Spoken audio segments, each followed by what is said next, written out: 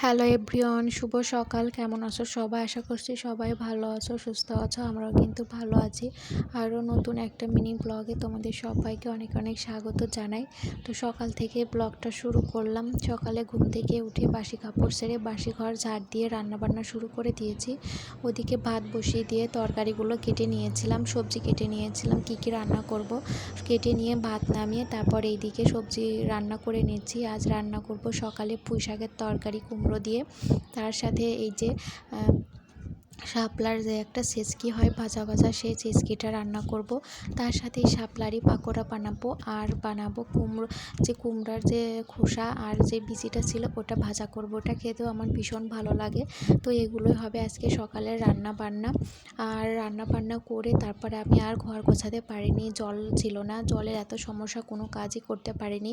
তো সকালে রান্না বান্না করে নিয়ে তারপরে দুপুরবেলা ঘর বাড়ি গুছিয়েছিলাম, আর শুধু জলটাই ভরতে পেরেছিলাম, থালা বাসনগুলো ধুতে পারিনি। তো জলটা ভরে নিয়ে রান্নাঘরে কিছু কাজ ছিল, সেই কাজগুলো করে তারপরে শুয়ে বসেছিলাম।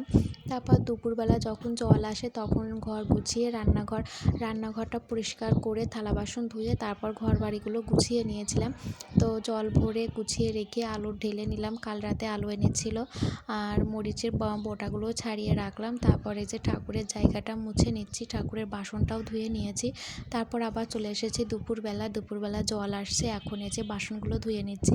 এখানে কালকে রাতেরও বাসন আছে, কাল রাত থেকে জল ছিল না, এত জলের সমস্যা কি বলবো। আর জল ছাড়া বলো কাজ করা যায়? জল ছাড়া তো জীবনই চলে না। তো জল আসার পর এই যে রান্নাঘরটা সুন্দর করে এখন পরিষ্কার করে নেব। প্রথমে বাসনগুলো ধুয়ে নিলাম, তারপর এখন এই যে গ্যাস কাউন্টার, সিঙ্কে সব জায়গা সুন্দর করে মুছে পরিষ্কার করে নেব। আর এই যে সুন্দর করে পরিষ্কার পরিচ্ছন্ন করে রাখলে দেখতেও কিন্তু ভীষণ ভালো লাগে। তারপর এই যে 2টা কৌটা খালি হয়েছিল, সেই 2টা কৌটা সুন্দর পরিষ্কার করে ধুয়ে নিলাম।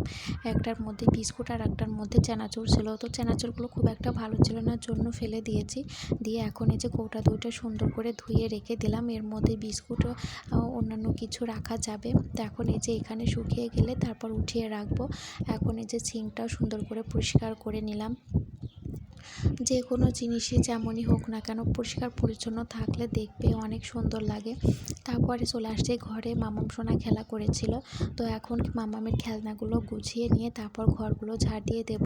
আর মামাম সোনার জানালায় দাঁড়িয়ে দাঁড়িয়ে পাশের বিল্ডিংয়ে একটা মামামের বয়সে একটা বাচ্চা আছে, ওর সাথে গল্প করে খেলাধুলা করে। তো আজকের এই মিনি ব্লগটা তোমাদের কেমন লাগলো অবশ্যই কমেন্টে